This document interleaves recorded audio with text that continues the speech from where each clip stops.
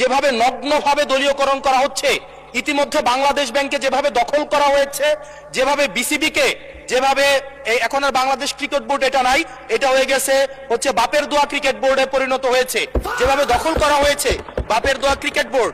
এবং আমি যখন এই জায়গায় কথা বলছি, ঠিক এই মুহূর্তে 28 জন বিচারককে মাননীয় স্পিকার তাদেরকে শোকজ দেওয়া হয়েছে।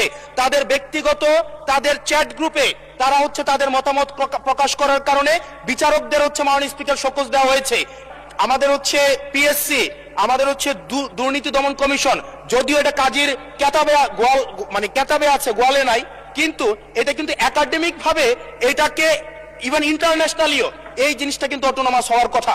সেজন্য মাননীয় স্পিকার, যেভাবে বর্তমানে প্রতিষ্ঠানগুলো নগ্নভাবে দলীয়করণ করা হচ্ছে, সেজন্য জাতীয় মানবাধিকার কমিশন যে দলীয়করণ করা হবে না, আবার বাপের দোয়া একটা মানবাধিকার কমিশন বা বিরোধী দল দমন কমিশন করা হবে না, এটার প্রতি কিন্তু আমাদের আস্থা নাই।